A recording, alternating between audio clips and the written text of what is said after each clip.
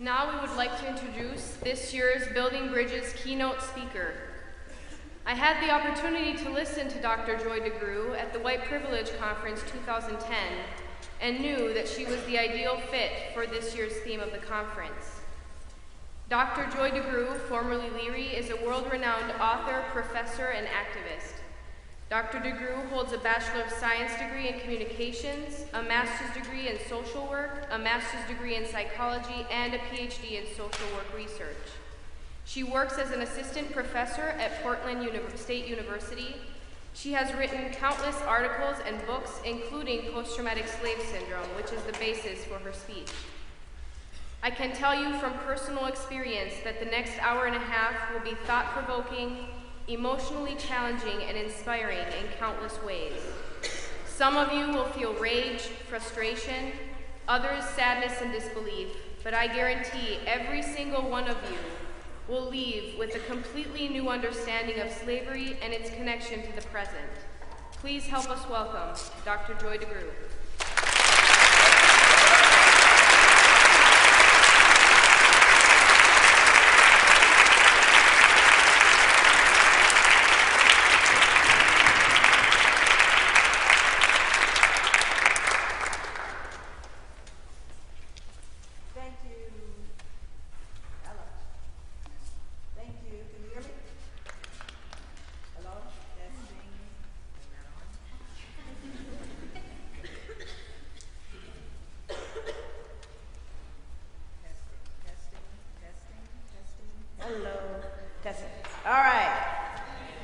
Thank you so very much.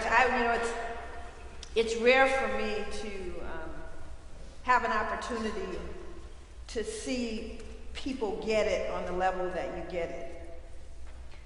Most of my audiences, it takes probably the first 30 minutes to figure out that what I'm talking about is real.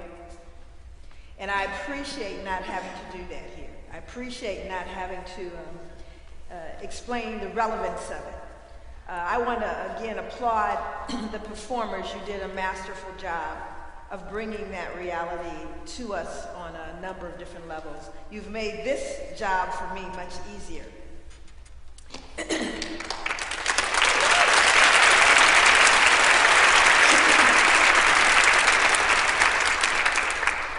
I wanted to say, and it's kind of been prefaced, that what I'm going to share with you is a 10-week graduate course. I'm going to put it in an hour and a half.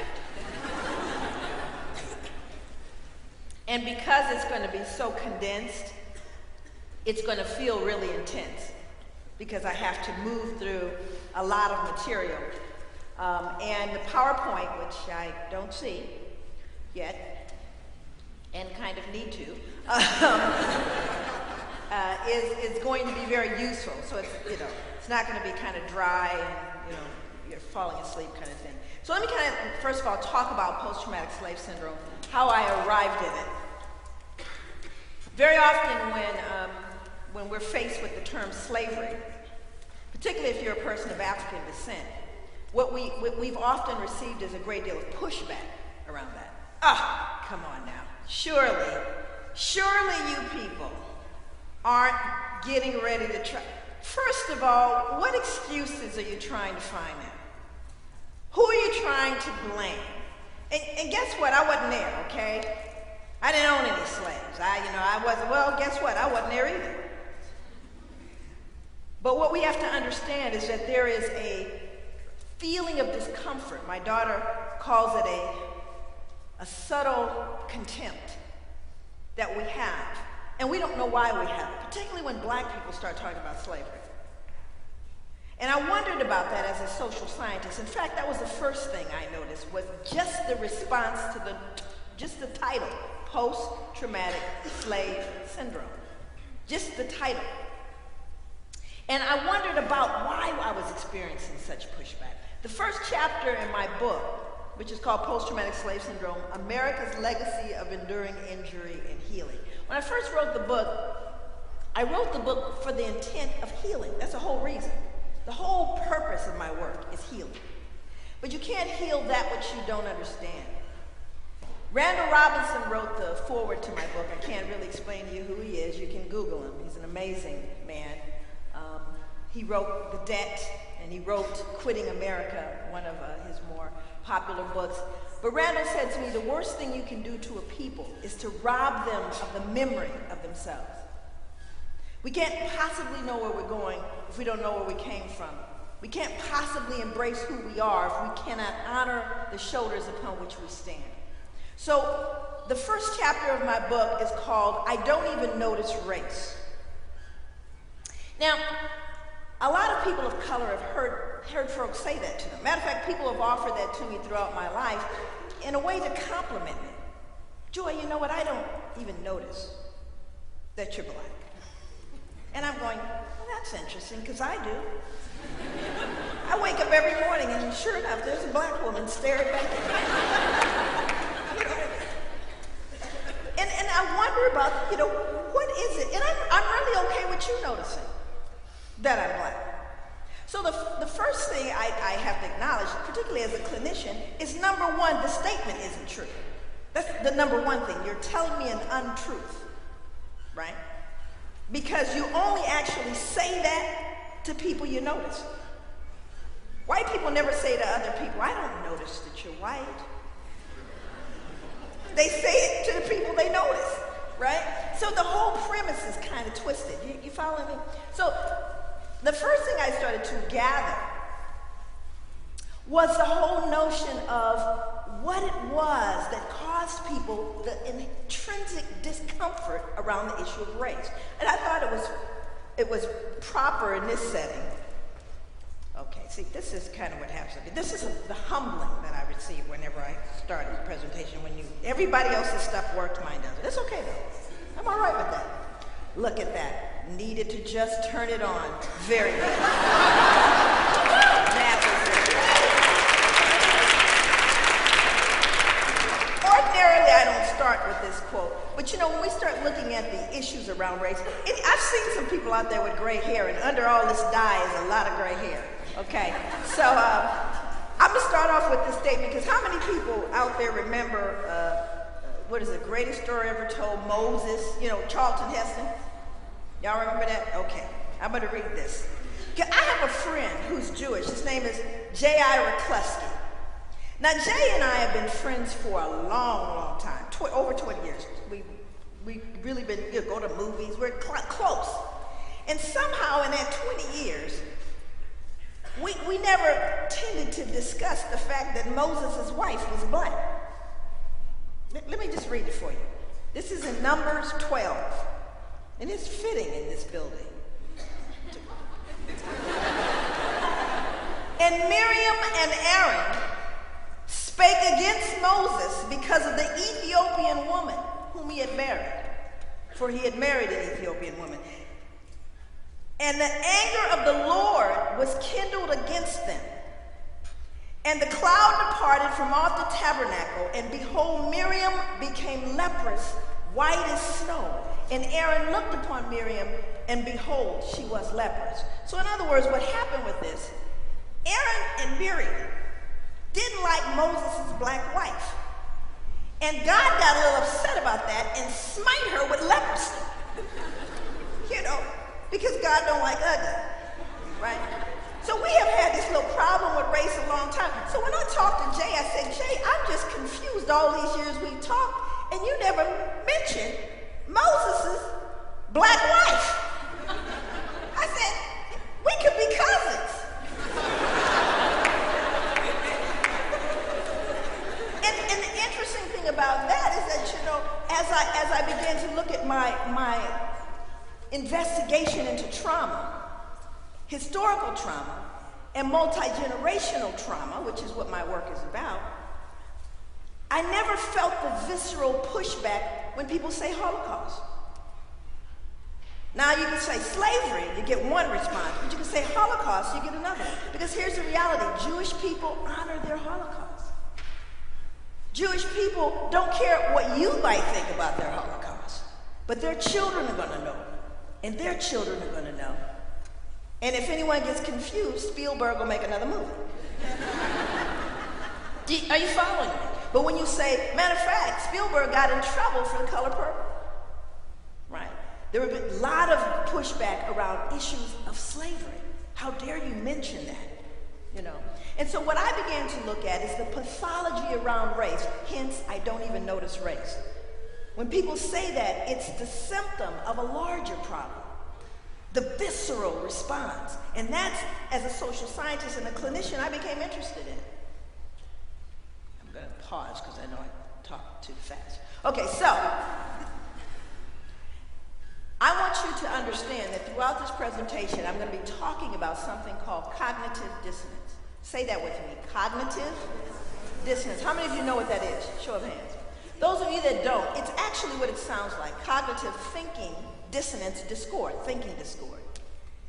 I wondered first, how was it that Europeans, who deemed themselves superior, noble, intelligent, civilized, moral, how did those same people engage in behaviors that were barbaric?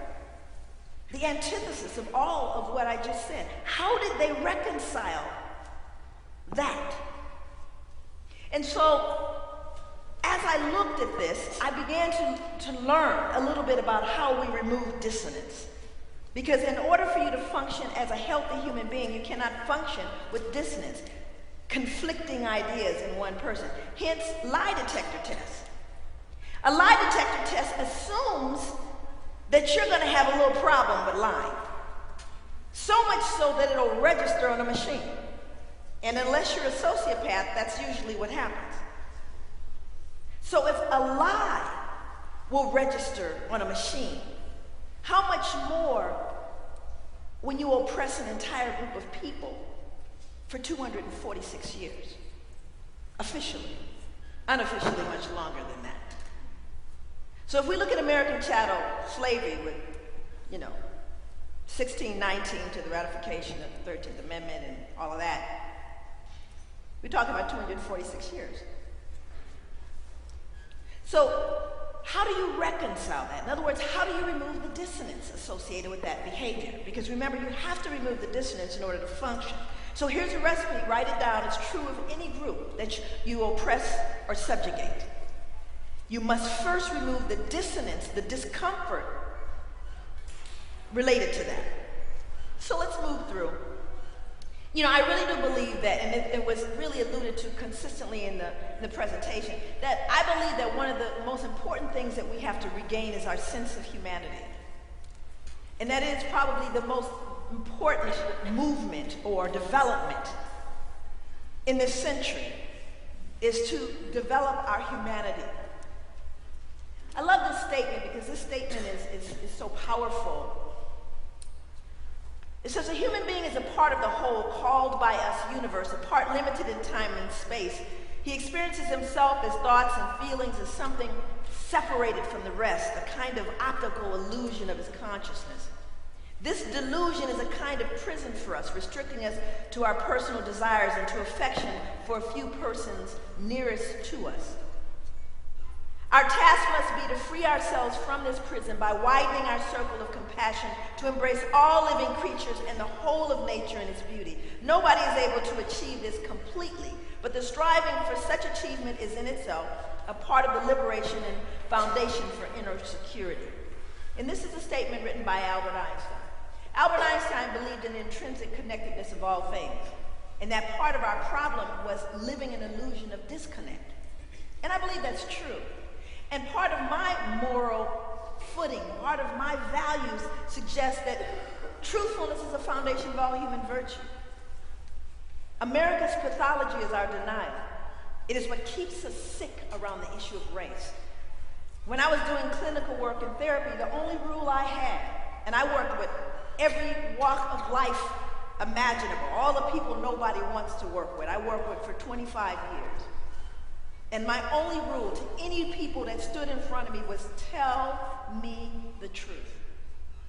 Because if you cannot tell me the truth, then we cannot trust each other. And if we cannot trust each other, then we cannot have a relationship. And if we don't have a relationship, we have nothing. My only rule, tell the truth. And we need to tell the children the truth in particular. So the first thing we have to look at in terms of the truth is understanding that the majority of the world is a world of color.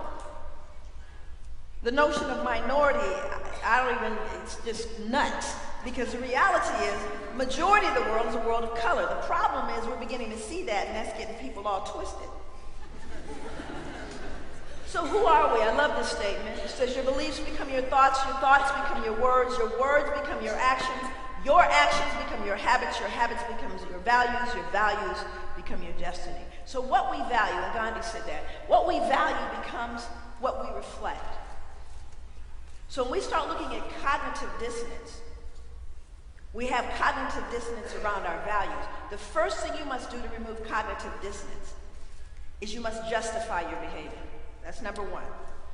And the second thing you must do, once you have justified your behavior, is you have to relabel the people you are oppressing in a way that justifies your behavior towards them. Are you following me? In order to remove cognitive dissonance, here's the recipe. You must first justify your behavior. You do so by relabeling the people to fit your behavior towards them.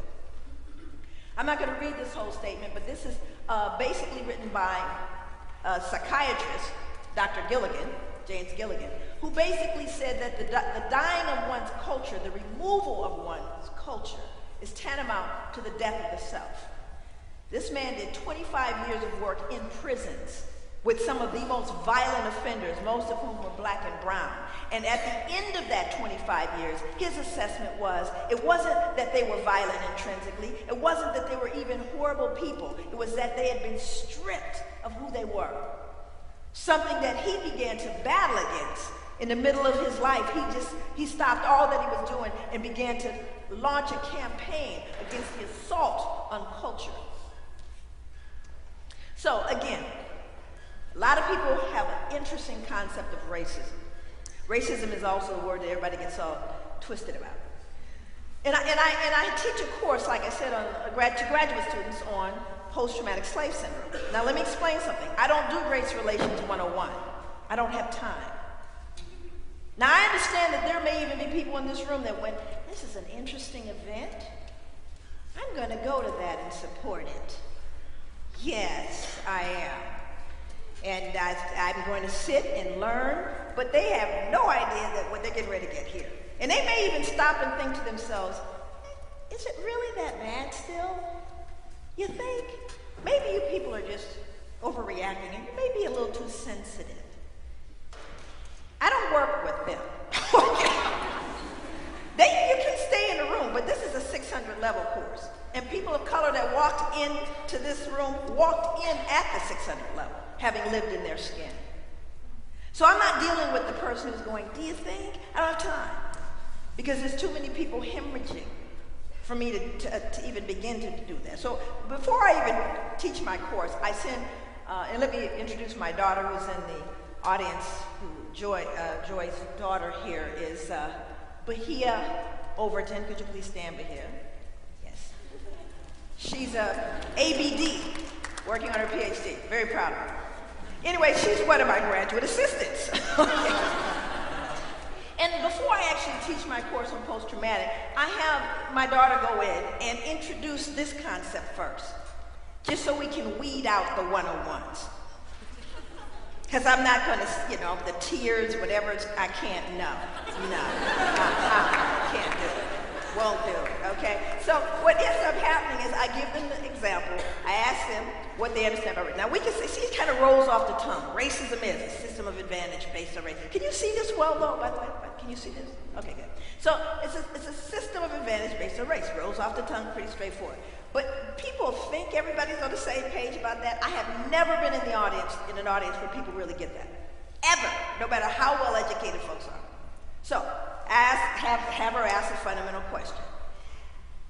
Do you think people in this audience, do you think you have a grasp on, well, let me just say, do you believe that there's something called white racism, or white racism? Show of hands. White racism. Now, I want y'all all turn around. Don't be afeared. There's not going to be no test at the end. How many people believe there's something called white racism? Show of hands. Now, look around the room so everybody can see, and you got folks kind of going. Okay. All right. Another question. How many people in the room believe there's something called black racism? Show of hands. Okay, look around the room. I want y'all to look around. Okay, so now now see what I'm saying? We having fun of it. What the heck? Wait, is this a trick? What's she doing? Okay, so not a trick. It's pretty straightforward. Okay, so the first column, we're going to talk about white racism because you're going to define it and assess this for yourself. This is why I have my daughter go in. So, white racism, we're going to define that first. I need for you to tell me how white racism adversely impacts the lives of black people as an entire group of people. I'm going to say that again. How is it that white racism adversely impacts the lives of black people in America as an entire group? In what ways? Tell me. Wealth, economics, healthcare, education, privilege, criminal justice. Okay, you're kind of getting it? Okay, good. Okay, so now we're going to talk about, and we can go on. We're going to talk about black racism. I need you to tell me, listen carefully, how black racism adversely impacts the lives of white people in America as an entire group of people. You see the difference? You've answered your question. There is something called black people hating. They can call you names. I hate you, hate you, hate you. I hate, jump up and, matter of fact, let's get all 12% of the black folk. I think they say there's 13% of us now. Let's get all 13% of us hating white people. You still get the loan. You still get the house. You still get, are you following me? So you might have black people that hate white people. You may have black people that maybe affect a white person. But racism not only implies I don't like it, but I have the power to impact you as an entire group. That's the difference. Now at this point I have folks going, what is she trying to say? I'm just telling you what it is. It's not personal, but it is true, okay? So we have to get, and usually by the next class, we know who's going to stay in the class. See what I'm saying? So the very first fundamental contradiction that occurred was the Constitution itself, was a whole notion of freedom and democracy that at the same time coexisted with the genocide of Native Americans, Indian people, and the enslavement of African people. I mean, there seems to be a glaring contradiction going on there. So it created cognitive. So we have to remove the dissonance, and we do so. I have it right there. You have to justify your behavior by relabeling the people to fit your behavior toward them, because we can't have people feeling uncomfortable about this. We have to have everyone be okay about it. So somehow we have to make the notion of slavery reasonable and justified. And here are the institutions that were complicit, that had to be a part of, to participate in removing the dissonance. Are you hearing me? This was very, very, very, very clear. And what I'm going to share with you is neither obscure or particularly provocative. It's just been left out. What I'm going to share with you is not, something we don't know. It just got taken out of the books. Because if it were left in the books, little Timmy and them would be feeling a little uncomfortable. Okay, let's start here. My daughter's telling me to keep it moving. Okay. How many of you have been to the Statue of Liberty? Show of hands. Okay. I went to the Statue of Liberty twice because I knew the first time it was going to make me mad. So I had to go back because I'd already been to France and I'd seen different renderings. This picture is actually inside the Statue of Liberty in the basement, behind a case full of statues, encased in glass behind a wall. Now, most of you never saw this picture, but I was looking for it because I knew it was there, because I'd been to France and I'd seen this rendering. Now, what she's holding in her left hand are broken chains. Bartholdi, who was the artist, who in 1865, along with philanthropists and others, commissioned to have this thing done in the first place. 1865 was when they decided we're going to create this thing and send it over to the United States. 1865, which was the end of Civil War and also the end of chattel slavery. Now I say chattel slavery, very important too. And so what happened was when I went on the tour, see, I knew about the change because Bartholdi insisted that the change remain.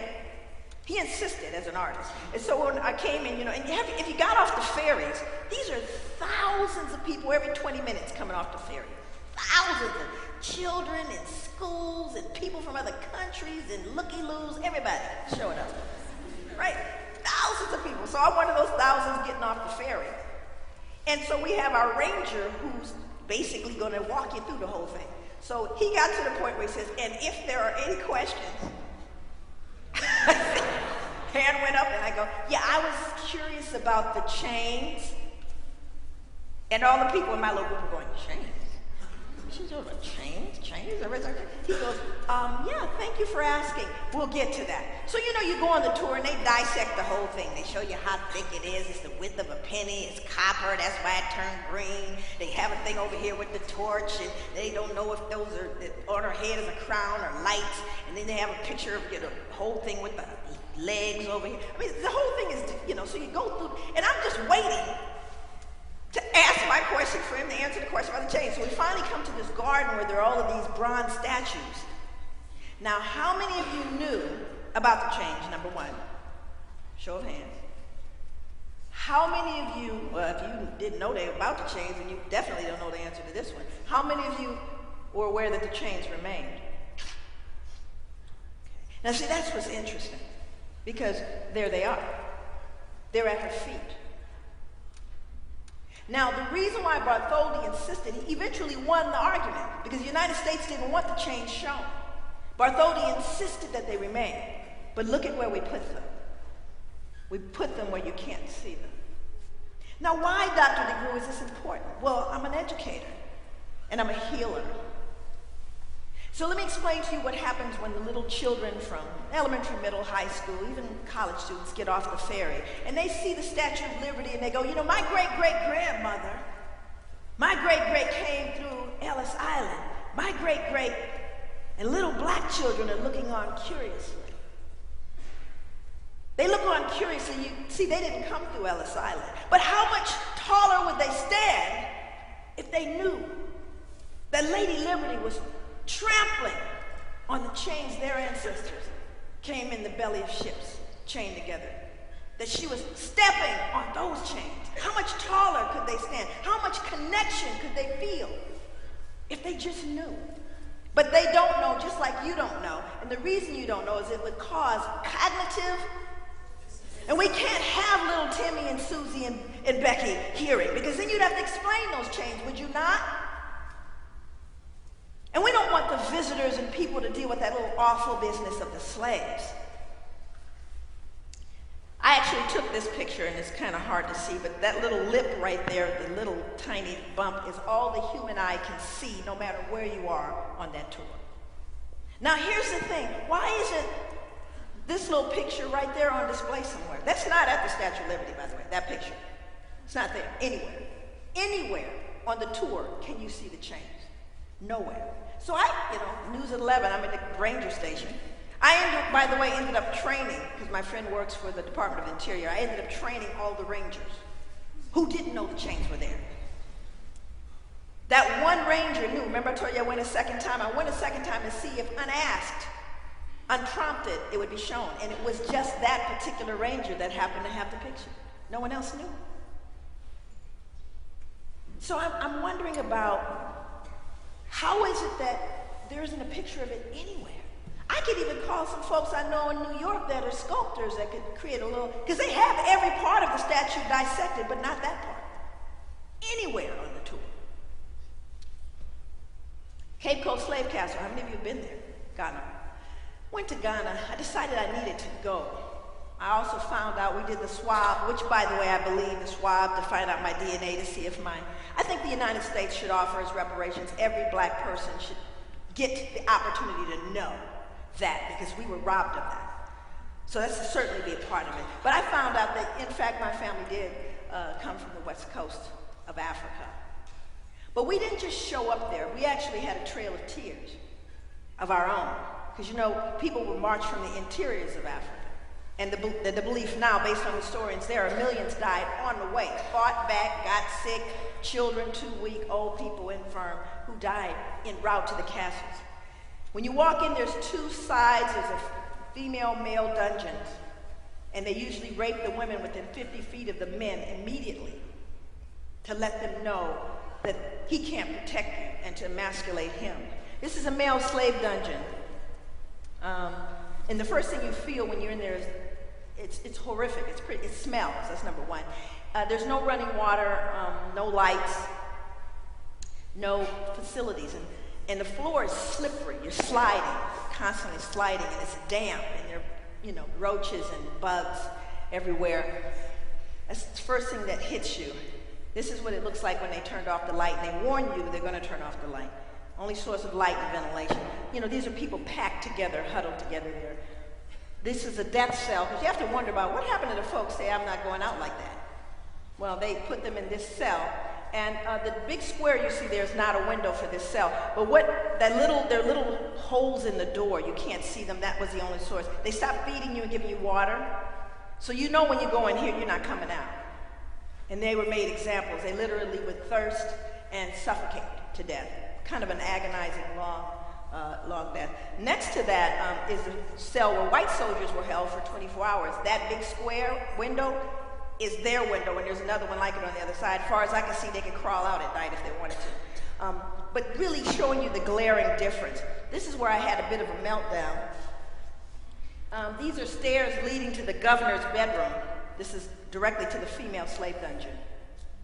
And he had this built so that he could have access, the governor. And when the females fought back, they also had a death cell for women, which was more like a hole. But others they would put in a courtyard, chain them to this naked until they died. And they stopped giving them water and food, as an example to frighten the other women.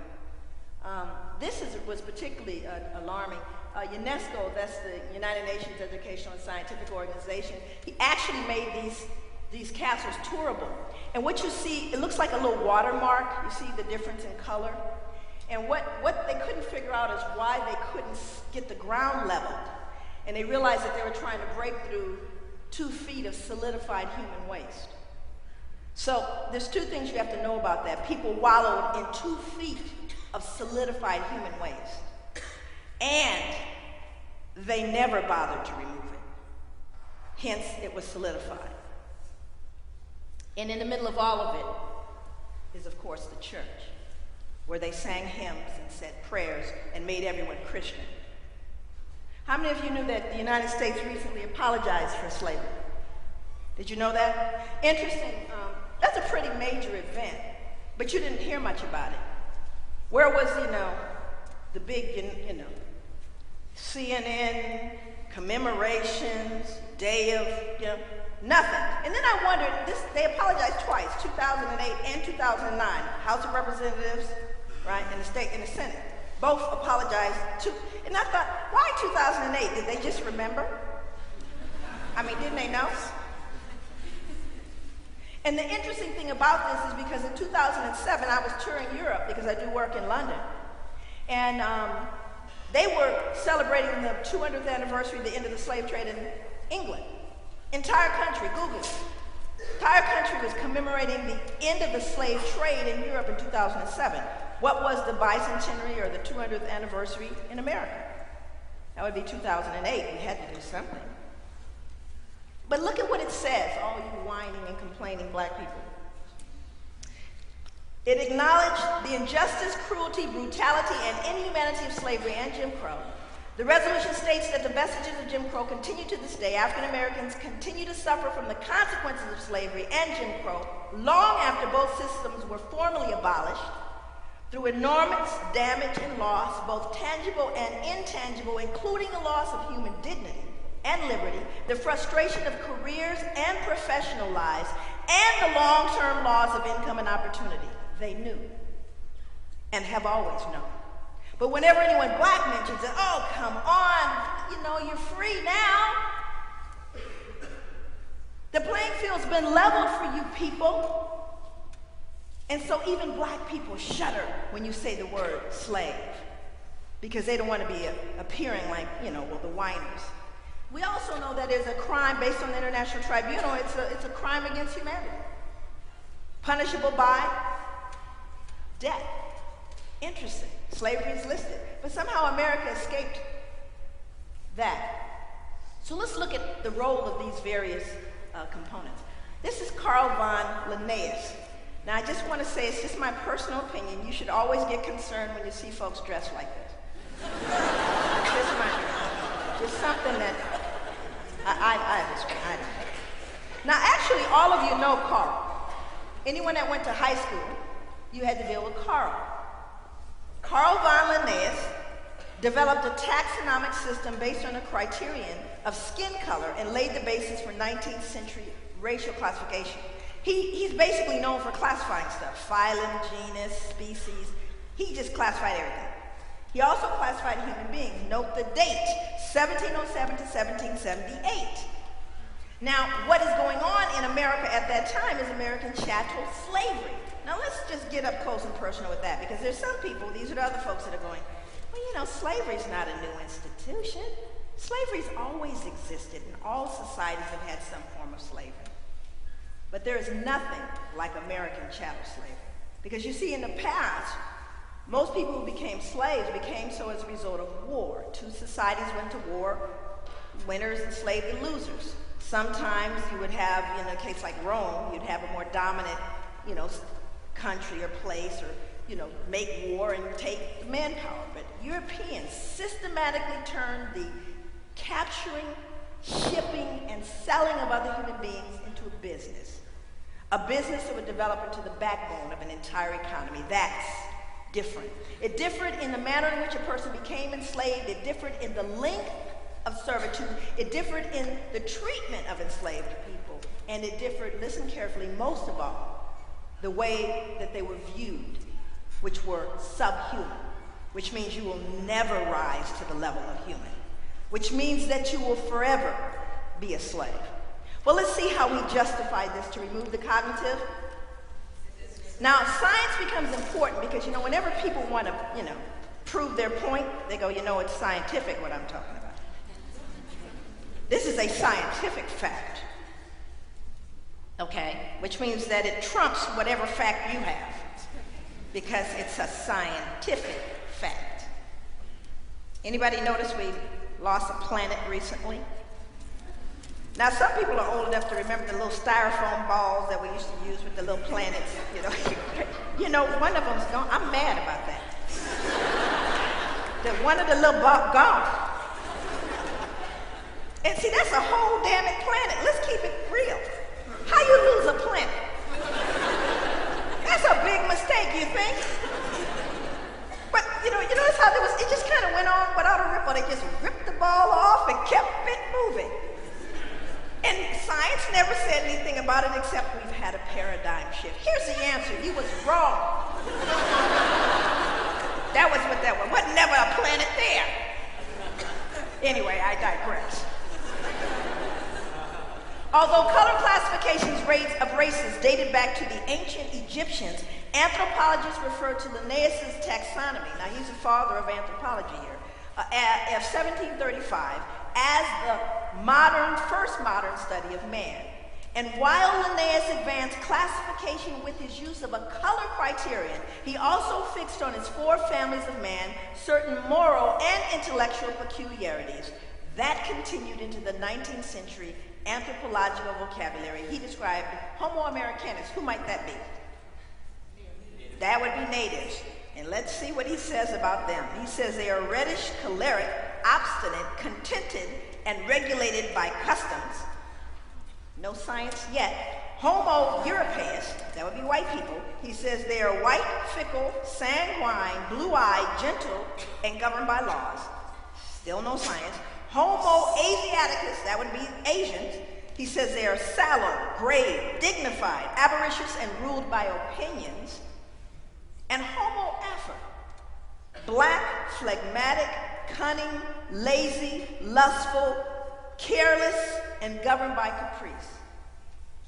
These insights into what Linnaeus defined as racial character, personality traits, behavior, intelligence, language, and a host of other related categories were transmitted into subsequent attempts at a science of classification and became more fixed than the races themselves. Not a shred of science here, but it is in a book. And presumably if it's in a book, then it must be true. And look at how he's dressed. So here's the thing. There's only one group that really receives scathing attributions. All of them. All of them are scathing. So now remember, let's see if you're paying attention. In order to remove the dissonance, what must you do? You have to justify your behavior. How do you do so? By relabeling the people to fit your behavior towards them. Don't they deserve to be enslaved? I just told you that they're phlegmatic, cunning, lazy, lustful, careless, and governed by caprice. Don't they deserve to be slaved? And I've told you this is scientifically what they are. And then my students in 2011 say, well, Dr. Joy, we're talking 1707. I said, but do you not still hear these attributions? Do you not still hear them today? So much so that my mother, bless her heart, passed away. The dad died far too soon as well. But my mother taught me in such a way that it wasn't until recently that I was able to leave a hotel room dirty enough for any maid to have to clean it. Because my mother taught me, always leave it cleaner than you found it. Because my mother was running from the shame, you see. My mother was running from what will they think about us, the black people, if we leave the room dirty. Are you hearing me? So let's look at his Vita. Apparently no one else did. Linnaeus, the formal education of this great Swedish scientist, after 1 week received his PhD for a 13-page dissertation from the Dutch University of Hardwijk, which one historian of science designated as a mail-order institution. The University of Hardwijk was known for selling degrees.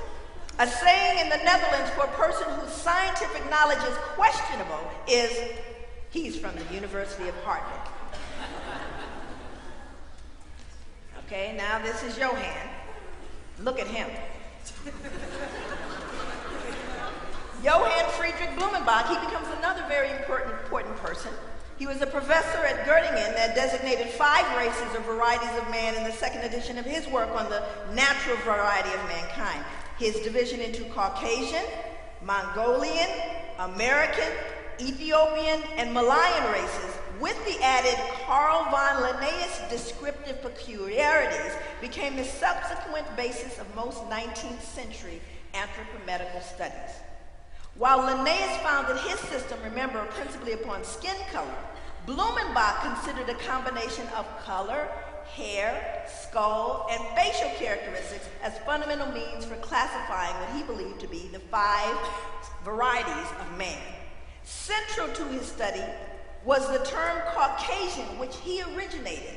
He took the name Caucasian, listen for the science, from Mount Caucasus because its southern slope had cradled what he felt to be the most beautiful race of men. The Georgian, the Caucasus near Mount Ararat, upon which the biblical ark came to rest after the flood, seemed the appropriate source for the original race of man. Now I'm quoting him here, and he says, and I quote, "For in the first place, the stock displays, as we've seen, the most beautiful form of the skull, from which as a mean and primeval type the others diverge by most easy gradations on both sides to the 2 ultimate extremes, that is, on the one side the Mongolian, and on the other the Ethiopian. Besides, it is white in color." Anybody out there ever met a skull that wasn't? Alrighty then. Which we may fairly assume to have been the primitive color of mankind. Zippity-doo-dah, no science here. Let's look at his education. This might explain it. Blumenbach received his medical degree from the University at Göttingen after submitting his 15-page long dissertation, the result of 1 year's study with an older professor who owned an extraordinarily large and disordered natural history collection. Blumenbach, along with scientific races of Britain and the United States, began to rank facial characteristics and skin color hierarchically, beginning not surprisingly with white is superior and most beautiful, thus identifying beauty as a scientific category. What we have to understand here, and I'm not going to read this, I highly recommend that you read this book though, which is called The History of White People by Nell Painter. The whole notion of whiteness did not exist in antiquity. Nobody referred to themselves as white in antiquity. Whiteness is a new phenomenon, because there was a point when Irish weren't white. You know that, right? Irish was right along there with all the rest of the subhumans until the invention of white supremacy and the concept of whiteness, which came much later. It has nothing to do with the history of white people as it relates to antiquity. So here's what we now know, because we have, CSI. Based on mitochondrial DNA, we now know that race is a concept of society that insists there is a genetic significance behind human variations in skin color that transcend outward appearance. However, race has no scientific merit outside of sociological classifications. There are no significant genetic variations within the human species to justify the division of races. Mankind is one. And we have always been one. Which begs the question of why the bell curve came up yet again. It begs the question why we consistently deal with notions of inferiority and superiority. Because we're trying to remove the cognitive dissonance. Okay, so let's see what politics said. Okay, well, again, look how he's dressed. So here's what we realize. This is James Madison. Now, this becomes critical because of who he is, right? Now, we know about the 3/5 compromise. How many of you know about that? 3/5 compromise. Okay, well, we don't have to go over that. We know that it was all political. It was about power and money. And we know that the South wanted to keep slavery at the Constitutional Convention of 1787. They wanted to, or 1778, they wanted to maintain slavery. The South, the North wanted to abolish it. Everyone agreed to abolish it. Everyone did except one state, South Carolina. So they stalemated, decided to table the discussion. Slavery continued to be legal. Well, how are we going to count the slaves? Because the more people residing in a state, the more representatives you can send to the House of Representatives and the more power. So, of course, Southerners wanted to count the slaves. Northerners says you can't count the slaves, you say they're not human. Agreed upon solution, 3/5 compromise. Rather than each slave being counted, 3/5 of the entire population. Hence, we became divested of 2/5 of the man. But you don't even know you're talking about a human being here. Look at how it rolls off the tongue. Blacks are inhabitants, but is debased by servitude below the equal level of free inhabitants, which regards the slaves as divested of 2/5. Are we talking about him? Is there a warm body in there somewhere? No, but we had to remove the what? So language also helped us to, okay, and so then we have my favorite person, Thomas Jefferson. You all remember the big, scandal. Folks started clutching the pearls. Oh my God, not Thomas, not our Thomas. Yeah. See, everybody black knew about Sally Hemings already. We all knew. As a matter of fact, I have some cousins in Louisiana. We call him out. Matter of fact, it's an anchor. Don't tell him. His name is Pierre DeGruy. He's my cousin, but we never get invited to the family gatherings because Pierre doesn't know about us, but we know about him. And so there's this whole notion of the mixing and people concerned. But let's look at what Thomas Jefferson. He becomes an important person too, right? Because if he said it, that's Thomas Jefferson. It must be what? True! Thomas Jefferson wouldn't lie to us. He's the father of our country. He really is the father of our country. Okay. So I'm just saying, So let's see what he said. He said blacks smelled bad and were physically unattractive. A little inconsistent with his behavior, isn't it? Now here's one that was even more interesting. He said we required less sleep. See, that's an interesting one there. Because you see, what he's trying to remove is his own cognitive dissonance, yes? And in so doing, he removes everyone else's dissonance because, well, he's Thomas Jefferson. So he said we required less sleep. What dissonance was he experiencing that he would need to say that? How long was the workday for an enslaved African? Anybody ponder a guess? When you clock in and clock out? See, black people call it can't see to can't see, right? Sunrise to sunset. That's how hard we work. And then there are always white people who feel the dissonance and need to back up people. They go, well, do you have any empirical evidence to suggest they didn't have anything? They may have just worked an 8-hour day with breaks and lunch. How do you know? Well, we actually do know because we have forensics now, and our ancestors unearthed themselves, of all places, on Wall Street. Most people don't associate slavery with New York or the North. The truth is, all 13 colonies had slavery, with estimates of 10 to 20,000 people buried in this 7-acre burial ground. It's considered the largest known site of its kind in the U.S.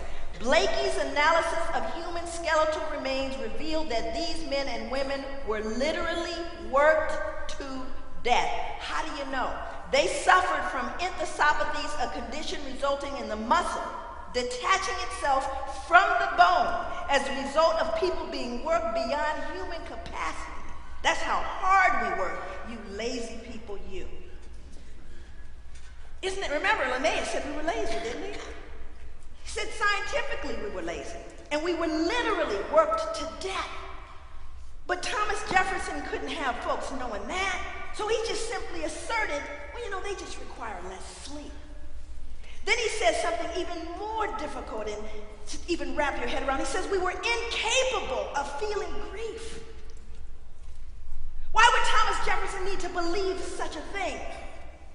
What was he doing that he needed to rest and wrap himself in that lie? He was selling mothers away from their infants, away from husbands, away from wives, brothers away from sisters. Surely they cannot feel grief. That would make them human, like me. So he simply asserted it's not true. Now, I close out my book with a soliloquy from Thomas Jefferson. He says, indeed, I tremble for my country when I reflect that God is just and that his justice cannot sleep forever. Those are his words. He knew. He knew very clearly what it would produce. The assault and the trauma to the descendants of enslaved Africans and to the unearned privilege of the whites and their progeny. So just to kind of give you an idea of how you dehumanize a person in just a flash, you barely know, again, you're talking about anyone human. This is why he had to assert that we could not feel grief. Valuable Negro woman accustomed to all kinds of housework, good plain cook, excellent dairy maid, washes and irons, has 4 children, one, a girl 13 years of age, another 7, a boy about 5, an infant 11 months old. 2 of the children will be sold with the mother, the other separately if it best suits the purchaser. I want you to imagine that being your family today. And someone coming and saying, well, you know, we can sell them as a package, but if you don't want them all, we'll just sell them separately. You can't even wrap your head around it. Again, send us your poor, your tired, your huddled masses, yearning to breathe free. And there's a reason why we could do this, because we can't feel it. Well, what role did religion play? We know they were there from the gate. Y'all don't know Richard. Richard was an absentee owner.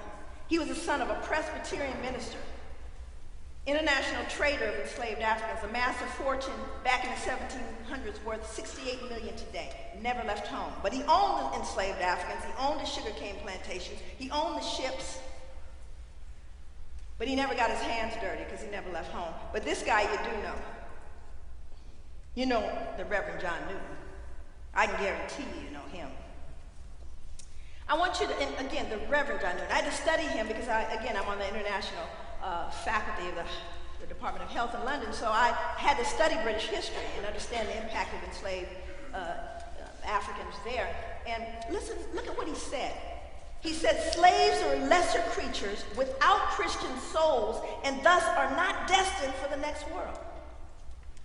Now, this is a minister saying this, but what you have to understand is why he said it, because he was experiencing cognitive dissonance. Now, let's see why he was experiencing dissonance. When the women and girls are taken on board a ship naked, trembling, and terrified, they are often exposed to the wanton rudeness of white savages. The prey is divided upon the spot. Resistance or refusal would be utterly in vain. I sinned with a high hand. And then he discovered something that everybody sings about. Amazing Grace. Now see, I read about him. It took him a long time to find that amazing grace.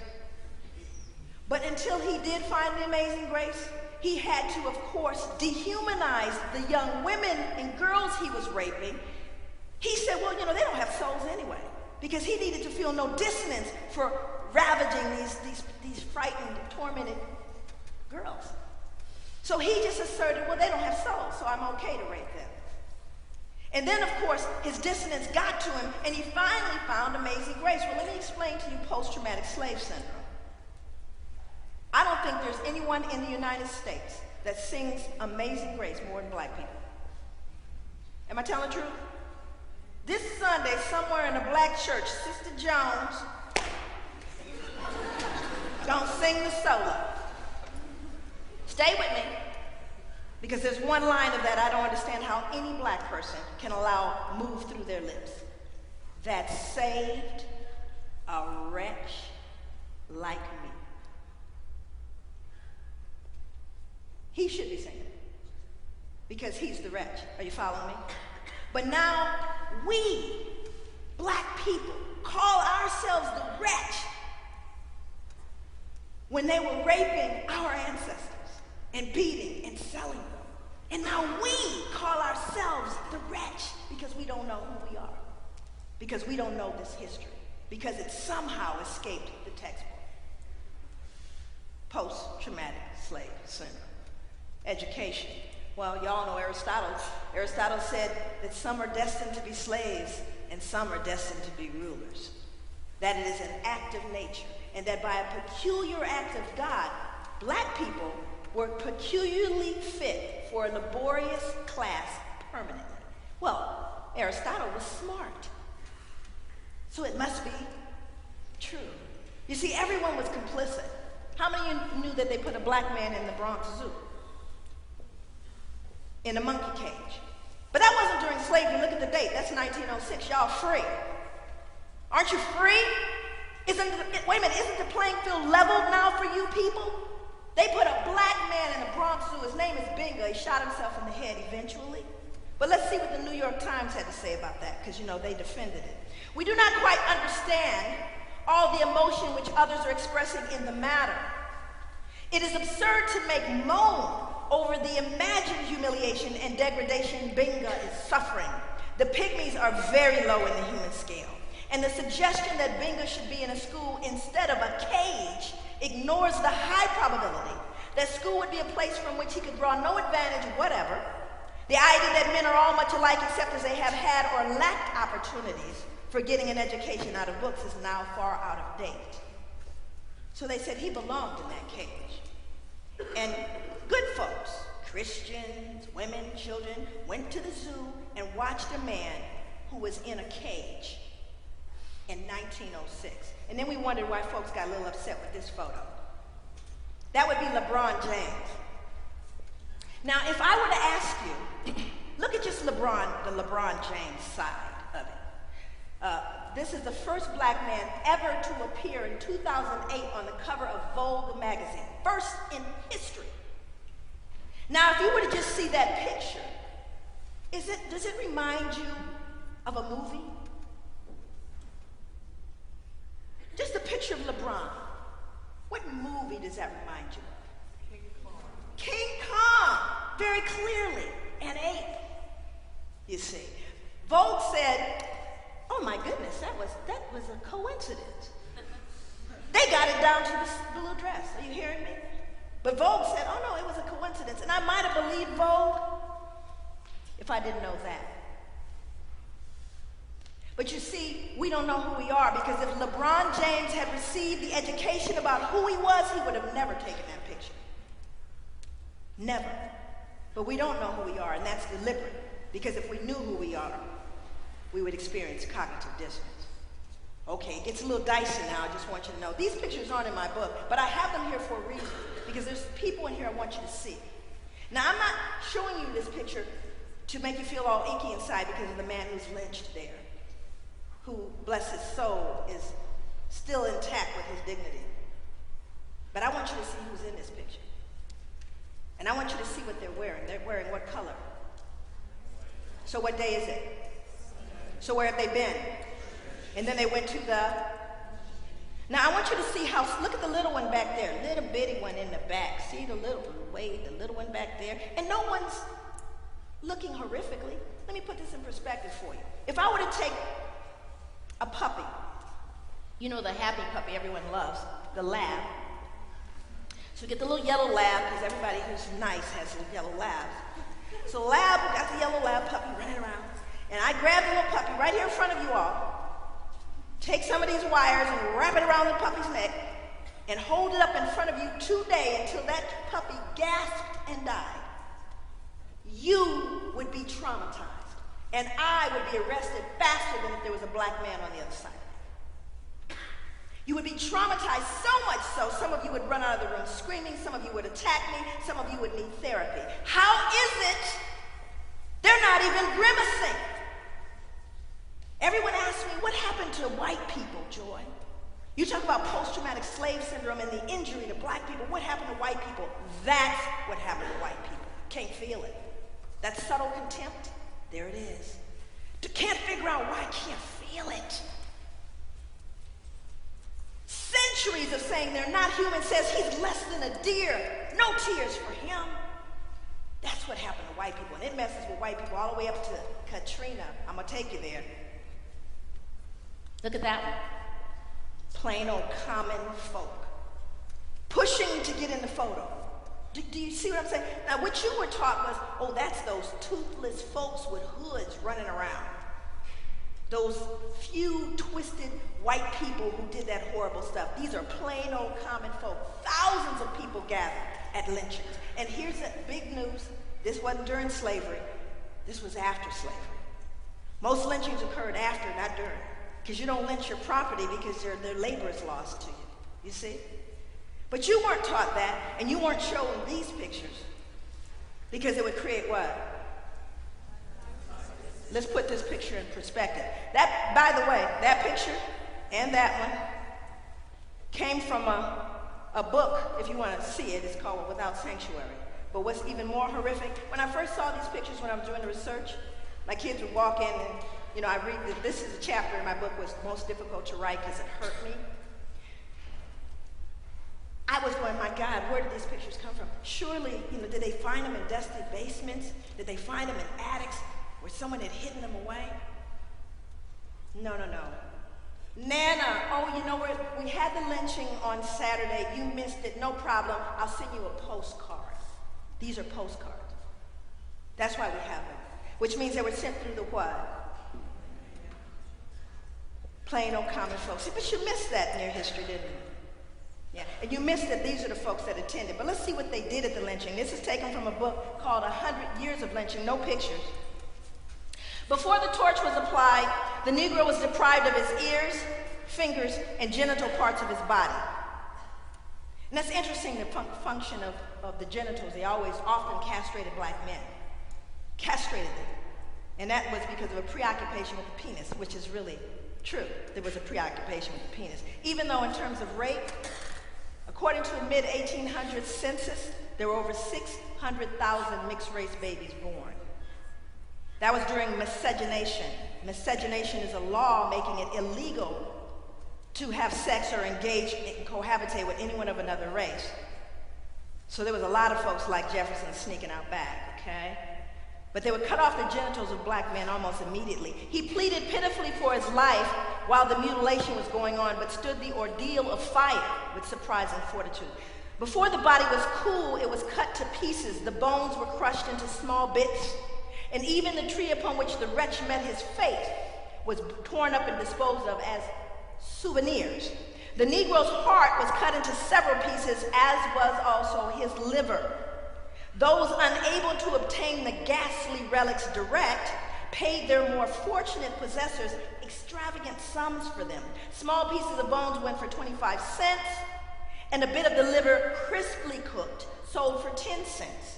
As soon as the Negro was seen to be dead, there was a tremendous struggle among the crowd to secure the souvenirs. Dear, could you bring me an ear to put on the mantle?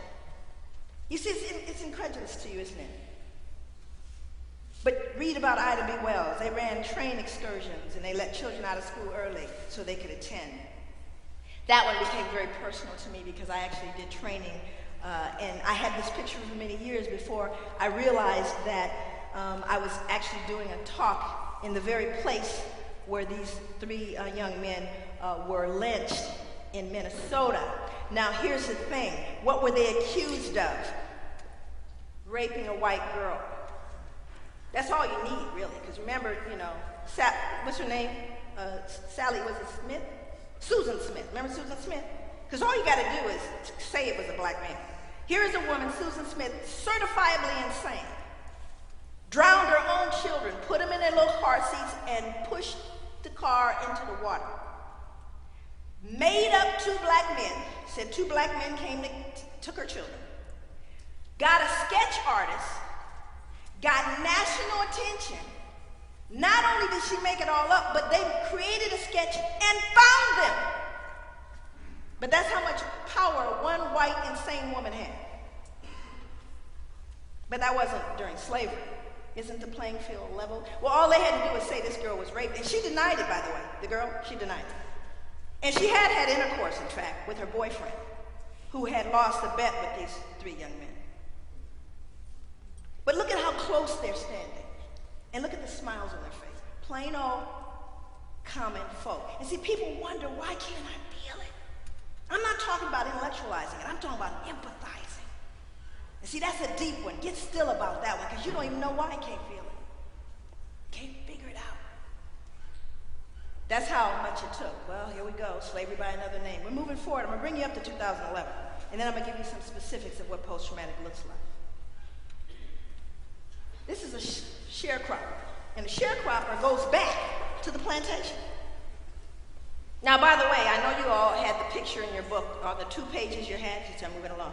2 pages of Black history. One was a picture, a little chimney, folks eating watermelon, playing the banjo, right? Those were the 2 pictures. Well, these are actual leftovers, slave quarters. And they were also very close to animal stables. That becomes very important for you. He goes back. Why did you go back? Can't read, you can't write. Why would you go back to the people who enslaved you? Well, because you better not come here. So we thought we was free, but let's see what they said in Oregon, where I worked. No free Negro mulatto not residing in this state. I'm going to have to say this fast, by the way, I'm sorry. At the time of the adoption of this Constitution shall come, reside, be within the state, hold any real estate, make any contracts, or maintain any suit therein, and the Legislative Assembly shall provide by penal laws for the removal by public officers of all such Negroes and mulattoes, and for their effectual exclusion from the state, and for the punishment of persons who shall bring them into the state or employ or harbor them. Look at when it was repealed, 1926. That wasn't during slavery, though, was it?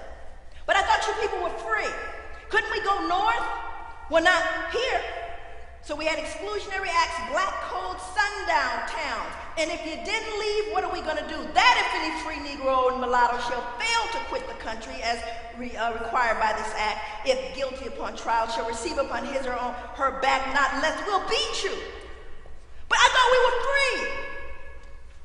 I don't understand. Why can't you just pull yourselves up from your bootstraps? My father was alive in 1926. So he went back. Couldn't read, couldn't write. So guess what he did? He said, I'll tell you what, I'll give you a fair wage. I'm going to advance you seeds, mule, tools. And at the end of the year, we'll settle up. What happened at the end of the year? Well, he was found owing. So what did he have to do? He had to work it off, which is another form of, but you're free. Come on now. If only you had, paid your debt. You all know about Peter. This picture is in my book. I'm glad I found out his name. Recently, I found out his name was Peter. He didn't have a name for a long time. What you see on his back are keloids, which is common with people with a great deal of melanin. So he was beaten rather severely, really severely. So when I saw this picture, I wondered about how often people got beaten to death. You think people got beaten to death back then? I thought, well, surely. He made it, but goodness. And I did find out that there were people being beaten to death, so much so they created a law called the Casual Killing Act. And if any slave resists his master, owner, or other person by his or her order correcting such slave and shall happen to be killed, in such correction. It shall not be counted felony, but the master owner and every other person so giving correction shall be acquit of all punishment and accusation for the same as if such accident had never happened. The casual killing act. And I thought, well, who's beating people to death so much that you have to create a killing act? That would be, hello, white women. Never snuck into your textbooks, but it was white women who were beating black children to death, because whose children were they really? We can't have Miss Ann suffering. Well, can't we lease them? We're moving on now. Can we lease them? We realize we can't have we cannot, have the black codes and the sundown. So can we lease them? Everyone wants to know where overrepresentation in the criminal justice system came from this institution. Big business then, big business now. And everyone signs it off. Modern day slavery. Modern day, always have to have a free labor force. They make, they even do flight arrangements for people now out of prisons. Make uniforms for Burger King, high-end furniture. Then we got, oh goodness, separate but equal. The saints be praised. Still separate, aren't we? Have we ever been equal? Tell the truth. How many people been in the hood? There's no sign, though, on the freeway that says next right hood. But you always know when you're in the hood, don't you? Driving, hey, yeah, whoa, we in the hood. We are in the hood. And you know when you've arrived in the hood because instead of banks, you see check cashing places. And then you see also liquor stores. And across the street from the liquor store is what? How come you know that? Isn't that interesting? But you see, we don't even own it, because guess who owns the check cashing place? That would be banks. That's a choice. We don't own the ghetto. It was created for us. Separate but equal. Oh, but she's whining. Let's move on. This is a book called With Breaking Rank by Norm Stanford. 34-year police veteran, white man, went back, got his PhD, chief of police San Diego, chief of police in Seattle. Let's see what he says in 2005. I've heard some police officers refer to prostitute slayings or to the slayings of blacks as misdemeanor murders. Employing an unofficial code for them, it's just an NHI, no human involved. San Diego cops confessed to a myriad other acts of discrimination, including additional dehumanizing references to blacks on a radio call. This is a radio call. Oh, it's just an 1113 nigger, 1113 being a code for an injured animal, followed by a descriptor dog, cat, skunk. He went on to talk about the fact that there's a predatory group of police officers, 5% of any department, that's going to prey on women. He says, my cautious guess is that 5% of America's cops are on the prowl for women. In a department the size of Seattle's, that's 63 police officers. In San Diego, 145. In New York, 2,000. The average patrol cops makes anywhere from 10 to 20 unsupervised contacts a shift. If he's on the make, chances are a predatory cop will find you, your wife, your partner, your daughter, your sister, your mother, your friend. It is not hard to understand why people of color, the poor, and younger Americans did not and do not look upon the police as theirs. Compare and contrast, are the police as an institution known for their protection of the innocent against deception? Or do they deceive the innocent? Do the police protect the weak against oppression or intimidation, or do they oppress and intimidate the very people that they were sworn to protect? Emmett Till's mother knows, but that wasn't during slavery. So when we look at Jim Crow, this is a book that came out in 2010 by Michelle Alexander. Telling me to move it along.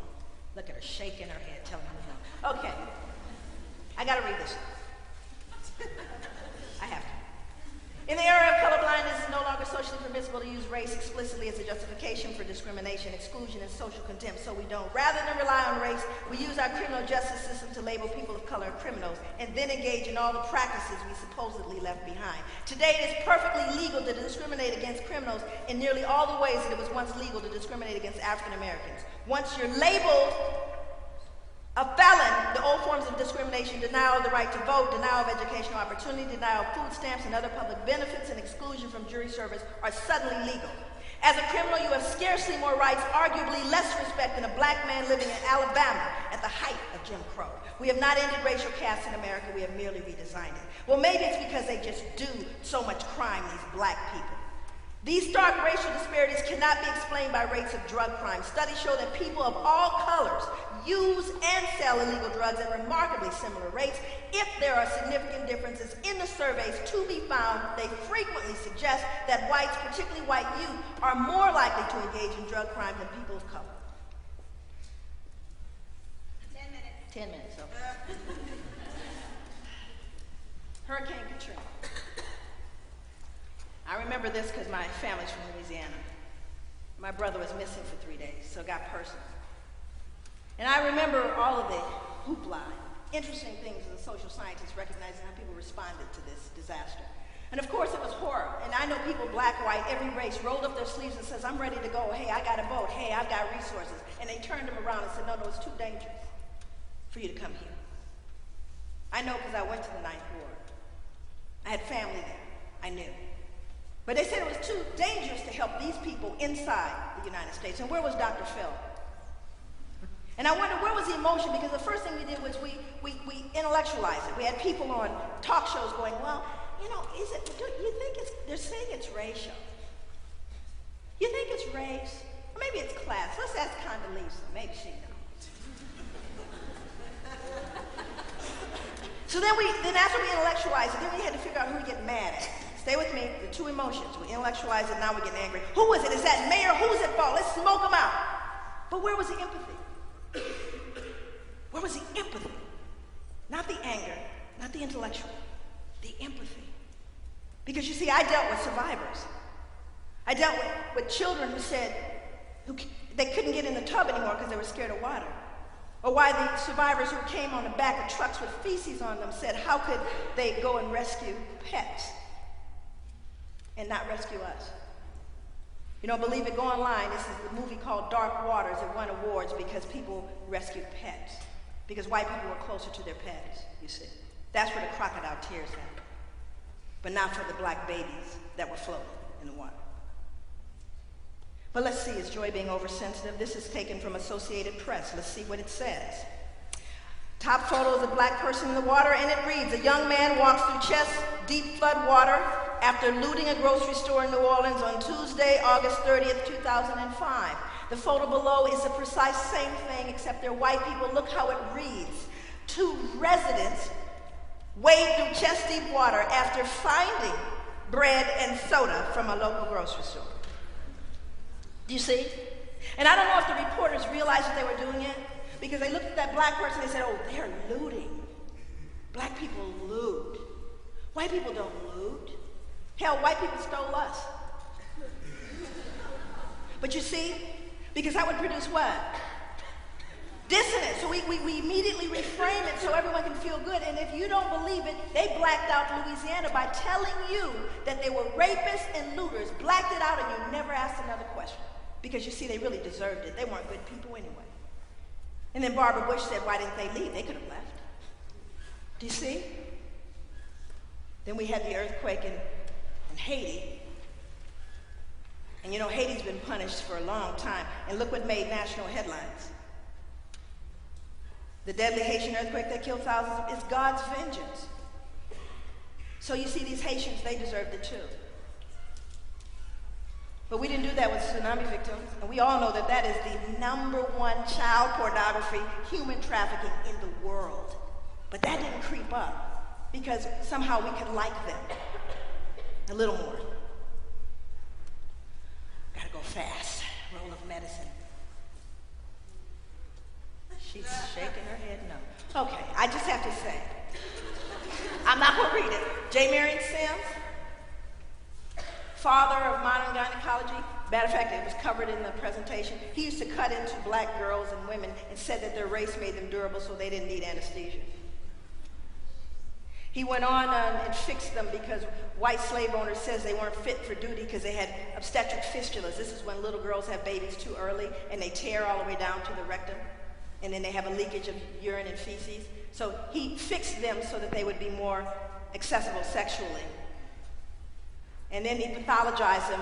Again, they pathologize all black people because, of course, we all have congenital leprosy. That's why we're black. Because you have to justify your behavior, right? This is medicine. You have to justify what you're doing to these people.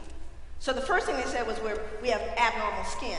We have congenital leprosy. Everybody black in the room, that's the reason you have black skin over normal white skin. This is in medical journals. But then the second pathology was, well, you have a big butt. That must be proof of our irreligious, lustful, and immoderate attitude, which means that, well, if they're that way, we can't rape them. Black females were incapable of being raped because medicine said that our protruding buttocks and genitals were evidence that we were basically immoral and irreligious. Anybody out there with a big butt that's black? Come on now, raise your hand if you have a big butt. Anybody with a big butt? You tramps, you sluts, you whores. But there's a statue of him in the middle of Central Park, all right? Where we praise him for what he's done. That's the author of my Holocaust. And there's his duckbill speculum that he created out of a pewter spoon by experimenting on black women, displayed at Ellis Island, where they asked me to, at this particular juncture, they asked me, and everyone, because I had the audio tour, and when you get to this point where European women had to have examinations, they say, imagine. I need you to imagine what it felt like to be a European woman coming across this ocean to a place they were unfamiliar with. Frightened and concerned about what this land would be like, whether they could stay, whether their loved ones would be able to stay. Imagine what it must have felt like to be prodded and poked by strangers. Because you see, they wanted me to feel empathy for white women. And because I have my humanity, I could feel empathy for white women. But where was the empathy for black women? Anyway, where was someone saying, imagine what it felt like to be chained in the belly of a ship with 18 inches between you, where you slept, where you wept, where you ate, where you defecated, where you urinated, where you menstruated, where you vomited, where you gave birth and died with 18 inches of space? Where was someone saying, imagine? Where is it anywhere in this country? Anywhere. Where's the day, the moment, the second of silence that says, imagine the shoulders that I stand upon? Why is that okay? That I can't honor them anywhere in this country.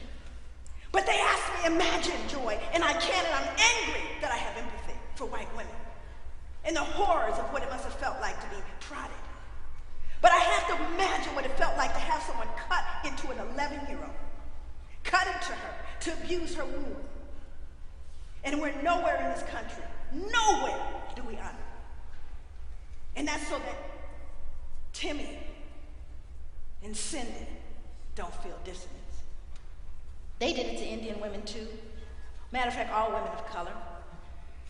Then, basically, 19th century psychologists decided that there was one diagnosis for slaves, drapetomania, the uncontrollable urge to escape from slavery was that diagnosis. Because they had to, again, why would you want to leave slavery? Must be their problem. Oh yeah, they have drapetomania. Well, it doesn't surprise me that we have health disparities because black folks don't trust doctors, and we got lots of reasons. Just read A Medical Apartheid by Harriet Washington. So let me just quickly end with a story and talk about post-traumatic slave syndrome and what it looks like now. See, what does this have to do with contemporary folks, particularly African people, because, I've endeavored to heal people. First of all, let's understand that based on 246 years of trauma, let me just kind of explain trauma to you. You all know what post-traumatic stress disorder is, right? Right. And we also know that the people that are diagnosed with it are these folks up here. Rape victims, war veterans, heart attack victims, victims of natural disasters, victims of severe accidents. Right. So how does something that happened so many years ago impact us now? How many of you know how to cook in the room? Who taught you? Yeah, somebody in your environment taught you, huh? And guess who taught them? Right. That's called social learning theory. It's not deep. You learn from the significant others in your environment. So not only did we experience 246 years of trauma, unhealed, Because when they raped you or they sold off your children or they beat you or branded you or lynched you or whatever they did we get any treatment for those 246? Did Dr. Phil come? No. That'd be no. After slavery ended, officially, did we get some treatment then? Now, is it plausible that we escape post-traumatic stress disorder? Look at the diagnostic criteria. A serious threat to or harm to one's life or physical integrity. Did we get that before and after slavery? You bet we did. Threat or harm to one's children, spouse, or close. We got all of those. Stressors disorders considered to be more serious and will last longer when the stressors of human design. This is straight out of the DSM, Diagnostic Statistical Manual of Mental Disorders. But we don't have post-traumatic stress disorder today. Our ancestors did. And they exhibited those behaviors. Think about it. Exaggerated startle response, hypervigilance, difficulty concentrating, irritability, outbursts of anger. Well, I'm in that environment. I don't know mama's broken, so guess what is being modeled for me? Broken behavior. And guess what you all call it now? Cultural. That's just that culture. South. Where there's poison in the cookies. There's poison in what was cultural. Because part of it's adaptive. That's how it got passed along. And by the way, we experience traumas too. It's not like the trauma stopped. Let's look at it. After slavery ended, did the traumas end? Okay, so let's do the math. 246 years of trauma, no help. Freed, no help, more trauma. We're amazing people. We're amazing. Because we got this far with no help. And then people say, well, I don't understand why you limped. Well, you broke my leg. That's why. And so when I think about it, I looked at it in these different areas, and I won't cover those. Those are in the book and in my research, but I'm going to end with some examples of what it looks like. How many of you have heard the term good hair? You took it out, didn't you? I hate you.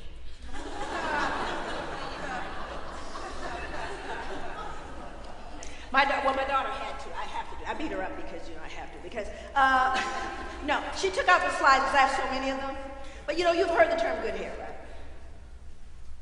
As a matter of fact, we had to have a movie recently about good hair. And I'm real mad at Chris Rock, and I'm certain I'll meet him. Because he didn't explain the etiology of why we have issues around our hair. Because we've been told our hair is bad. Matter of fact, please don't let anybody white have you come up and go, you're gonna go natural? You mean you're gonna leave it like that? I can see your roots. Nobody does that to white people. But we've been told that intrinsically there's something wrong with our hair, hence post-traumatic slave syndrome. That's what good hair is about. But let me give you a picture of it. There's a white mother and a black mother, 2011. They both have sons. It's not gender specific. It could be male or female. They have 2 sons. They find themselves at a school meeting. The sons know each other, spend the night, best friends. Black mother leans over to the white mother and says, I just want to tell you, I've noticed that your son is really doing well. And the white mother responds, thank you so much for noticing. Did I mention he's in TAG, the Talent and the Gifted program? He also won the science fair last week. His uncle is an astronaut. The boy's just brilliant.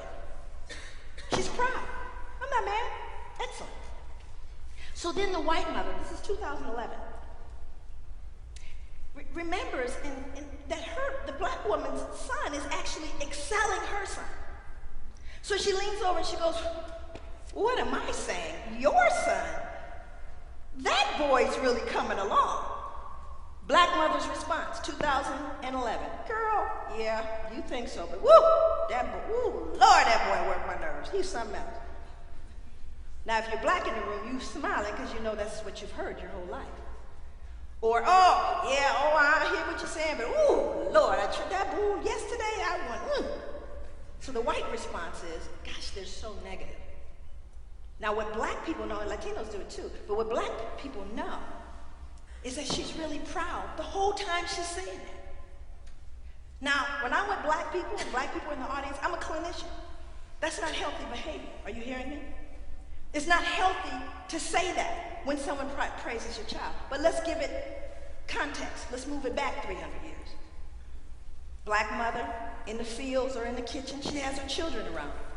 White slave owner, male or female, walks through and says to them, my, that boy of yours, he's sure coming along. What is she gonna say? Oh, no, sir, he's stupid, he's shiftless, he can't work because I don't want you to sell my boy. If it's my daughter, I don't want you to breed her. So I denigrate them to protect them. That is called appropriate adaptation for living in a hostile environment. When did we unlearn it? Poison in the cookies. So now little little Trey looks at his mom and thinks and says, how come you can't be proud of me, mama? Because you see, now we're injuring him. Are you following me? Post-traumatic slave syndrome. So, 2011, 1994, I went to Africa. 1994, I had my first trip to Africa, on the heels of the inauguration of Nelson Mandela. It was an emotional experience because it was the first time in my life it felt normal to be black. And I had people, how many people have seen black people do this?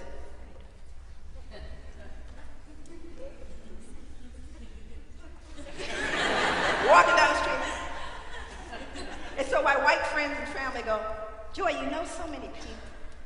I go, I don't know those people. But in Africa, there's actually a phrase that is, I see you. Interesting, Avatar picked it up. Yeah, it's actually an African phrase in the tribal languages. I see you, it's a greeting. So I cried a lot when I was in Africa. I mean, I cried a lot because I was so emotional. You could tell I'm emotional. You think a little bit? So I cried a lot, right? So I was traveling with 8 other African-American women, and it's a powerful thing because in an audience this size, when I would cry, no one would give me a tissue. Everyone would stand and sing in 4-part harmony. They just immediately stand and sing you back, which is, I can't tell you what that felt like.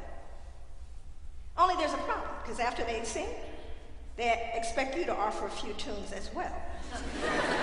And contrary to popular opinion, we can't all sing. So the women in my group were getting a little tired of me, and they had a little meeting without me, because we were on our way to Lesotho, and they told my sister, who was with us, that she's going to have to talk to me, because they said, Iris, you need to talk to her, because we are not singing in Lesotho. So I woke up, my sister was sitting next to me, she goes, Joy, you know we're going to Lesotho today. I said, yeah, I know. She goes, we're not singing in Lesotho. So whatever you need to do to get your little stuff together, we need you to do that because we're not singing in Lesotho. Are we clear? I'm good. So we go to Lesotho, and the actual room was twice the size, with people from every walk of life, villages, from the government, from education, coming to greet these 9 African-American women. So we're seated on the stage. Everybody's looking at me because everybody black knows the death stare. I wish you would. So I was the first one to get up, and they were looking at me like, don't even, ooh. So I said, hello, my name is Joy. I'm traveling with 8 other African-American women. We're building a corridor with our African sisters here in the southern region of Africa. And I sat on down. I felt good about myself. No tears, no singing, everything went well. So the interpreter gets up, translates into Afrikaans, and then all of a sudden, he starts going on and on. And on and on and on and on and on. And then the people start clapping. Then they start chanting and stomping their feet. So everybody's looking at me. So I go over, I said, what did you say? He says, I told him what you said. I said, I didn't say all that.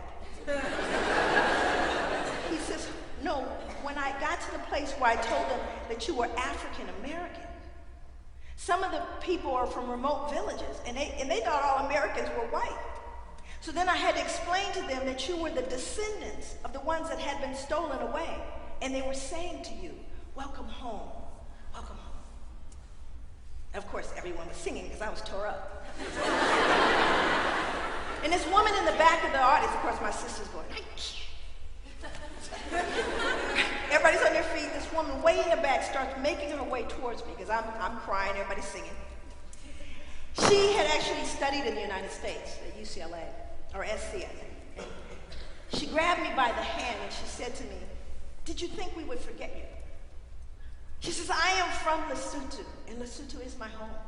If I leave Lesotho, Lesotho is still my home. If I leave Lesotho for 50 years, Lesotho is still my home. We mourned Martin, and we mourned Malcolm with you. We're so very proud of you. You are African, 300 years from home. We just wondered when you were coming back. Let the healing begin. Thank you so very much.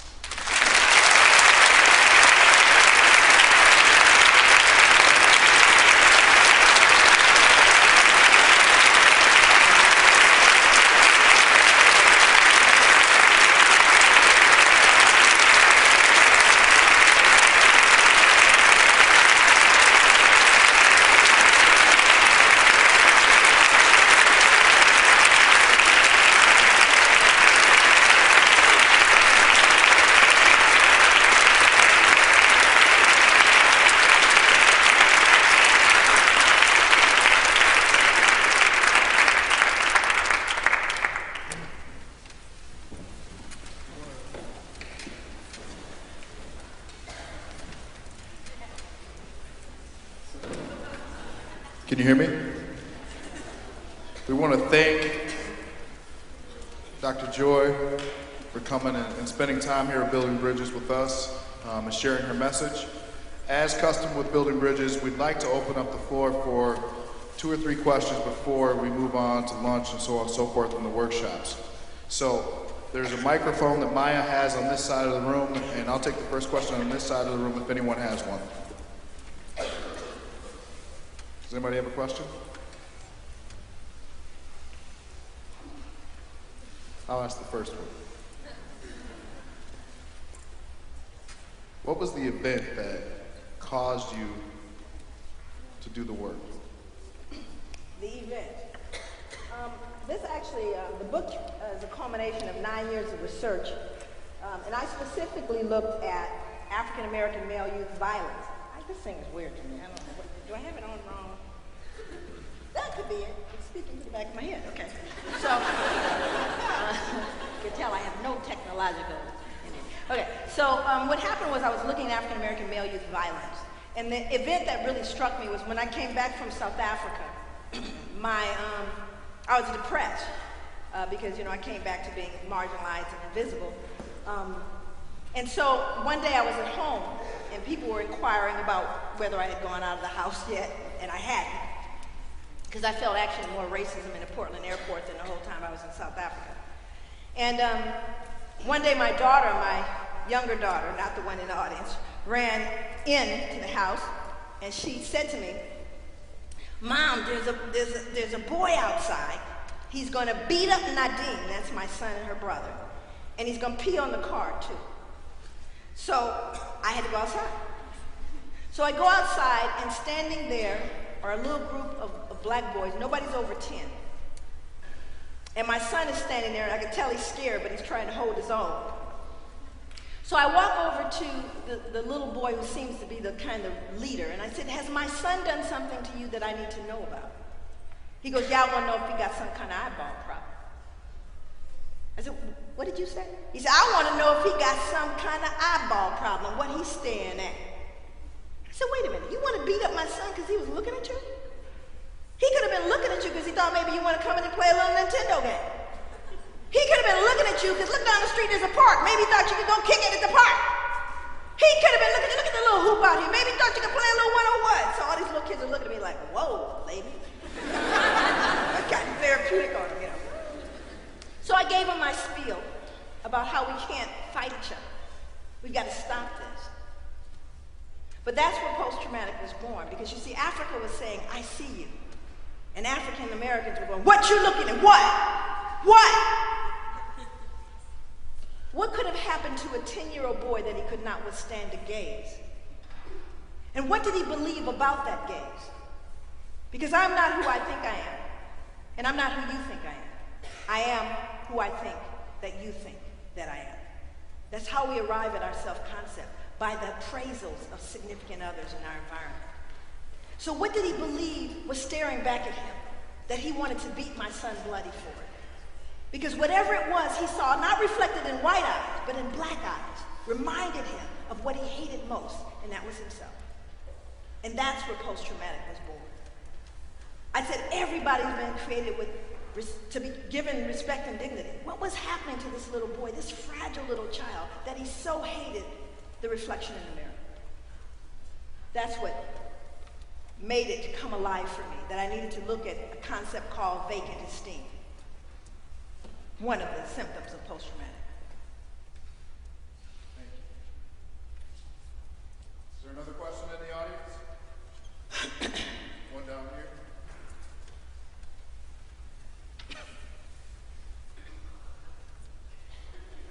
Hi. First, I just want to say thank you. I'm so overwhelmed by what you've helped me to connect with. I believe that part of the reason President Obama isn't being as successful as he could be is that he's black. And because of all we've learned about, especially those people who would dress like Thomas Jefferson if it was still that era, they're all ingrained in that. Do you think that that's true, or do you think it's just political? Okay, so here's the thing, and there's something called post-racial America because of the election of President Barack Obama. The statistics on overrepresentation have not changed. The health disparities have not changed. The economic gulf has not changed. The achievement gap has not changed. Okay? But what you have to understand, because of the dissonance, what the average white American wants to do is go, okay, so everything's fine now. You see, but there's been no exchange of power, truly. There's been no exchange of policy. The structural racism is very much intact, and in fact is rearing its ugly head very well, hence the Tea Party. So we really know. Matter of fact, we were driving on our way here. I forget the name of what was her name that drove us? Lindsay drove us here, and we were driving, and on the left side was a Confederate flag in the window of the truck next to us that looked over at her. They looked over at her and saw my daughter and I in the car, and then started looking, kind of darting in and out, looking at us. Now this is 2011. Now you have to understand what a Confederate flag and a noose mean to me. See, a Confederate flag says, "I wish you would have lost," which means that if we would have won, you would still be slaves. The fact that they're arguing for a license plate for Confederate heroes says it's almost tantamount to someone saying Hitler is our general, our hero, German hero. We should be able to put him on a license plate. See, but all of these things are contemporary, and they're raising up, and people thought they were way over there. It's showing up everywhere. So the truth of the matter is, it's not either or, it's and. Yes, we are progressing. Yes, look at this audience. Yes, we're beginning to deal with issues, but we are far, far from having achieved anything close, hence human trafficking. We're far from having achieved the myth of inclusion, the illusion of inclusion. It's, we got a lot of work to do, and I still have to concern myself about where my sons are right now, whether they startle a white woman, whether they will walk away from a police interaction alive. I've got to worry about that with all my PhD. I can't protect them. So. One last question on this side here. My question to you is, now that you've written your book and have kind of given us a little bit more open mind about post-traumatic syndrome, what sort of controversy have you faced as you continue to do research, and how have you combated it? Honestly, I don't face any controversy. And I think when people hear about my work and don't read about it, again, they get all upset and twisted because they're scared when they hear the term post-traumatic slave syndrome. Anyone that knows my work, I've never had anyone, because it's not debatable. I'm not sharing anything that's not history, right? So I don't really entertain that. The other thing is I don't care. I can't, because there are even black people. To give you an example, I did a talk at Oxford University. I was one of 35 people in the world invited to present at Oxford University. And when I got there, what was most interesting was the response of black scholars. 35 of us from around the world talking about discrimination and oppression. You had people representing Holocaust. You had people representing Japanese internment, issue with Irish Catholics and all of that. You had different people representing discrimination, Latinos, migrant workers, all kinds of things. So I was among other black scholars, some of whom were from Africa, some from Duke University. These are people actually at the time very much more accomplished than myself in terms of scholarship. But I was interesting to see their behavior towards me. And I'll give you a perfect example of that if you want to know where it shows up. Because some people think post-traumatic slave syndrome, the behaviors are class, education derived. Okay, so now we're talking about people very well educated. So the first day we're in the Harry Potter room. True, really. And I was looking around and people said, yes, it is the Harry Potter room. So we are, and we have, each person, and I kept thinking the whole time, there's been a mistake. They must not know who I am. I kept thinking I accidentally got put in there. They're going to tell me to go home. But they actually took my, my abstract and wanted me to present. And each abstract was bound, topic, person that's giving the talk, in a little leather thing. So each person walking by during this, kind of greet and meet thing could see who was presenting and what they were presenting. Now, I'm a social scientist. And I'm always looking at human behavior, including yours. I always watch human behavior.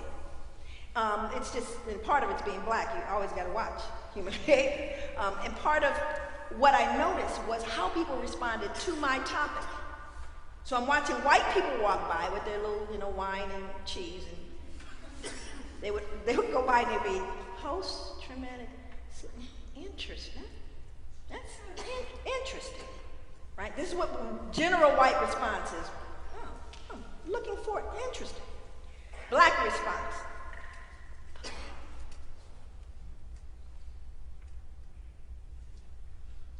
This is what black people do. They're breathing. They're looking to see who it is. Because they're not going to sit next to whoever is doing this.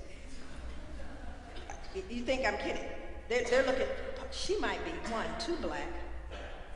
What if she's too black? What if she upsets the white people? Hell, I'm here at Oxford. I cannot associate. Oh no, I'm not going to have her upset the white people. So they were not going to sit next to me and didn't. So I'm at the table, we finally get seated. You can hear crickets where I was. No black people sat next to me. One black man actually sat next to me. And he was a black nationalist Pan-African who had been insulting people in their language. And I didn't know if I wanted to sit next to him. So the next day when I was getting ready to present, now it's time to present, right? Now they distanced themselves. I'm talking about not only officially, but even afterwards, they just didn't want to have anything. They just wanted white people to know we're not with her. So I'm getting ready to present, and I got my little stuff like this. I only have 20 minutes, so you can imagine how crunched that was. So I had 20 minutes, and before I could talk, they said, oh, wait, hold it.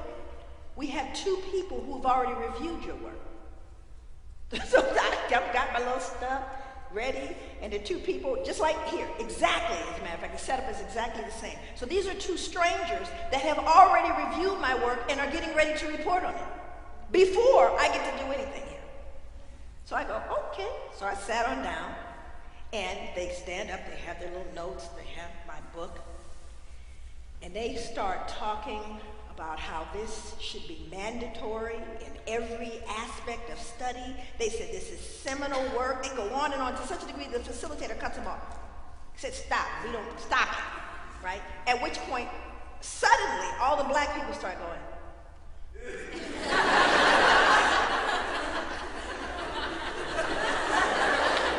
Right? So what's happened now is they need a white approval, do you see? Now, they couldn't accept me on the merit of my work until white people approved it. Post-traumatic slave syndrome. And then they wanted to hang with me, at which point I didn't let them. But again, part of that is, again, unless you have the white endorsement, it can't be real, right? I don't ask white people permission to look at myself. And I don't ask their opinion of what I've looked at. Now, they may have opinions, and that's okay, but this song isn't about you. This song is about healing people who have never had a chance to look at themselves. So, yeah, there may be controversy out there. I don't know. It's never showed up with me. It just never has. But even black people are backing up because it seems too intense. We don't want to upset white people. Even in audiences like this, I've had people trying to take care of the white people in the room. Black people start looking around to see if the white people are upset and say, well, I think what she's saying is. I go, no, you don't have to tell them. I know what I said. But they're trying to take, because that's what we've been taught. Don't let white people get upset. I might lose my job. You know what I mean? And so I had to get over that because the issue of healing is more important than all that stuff. I don't know if I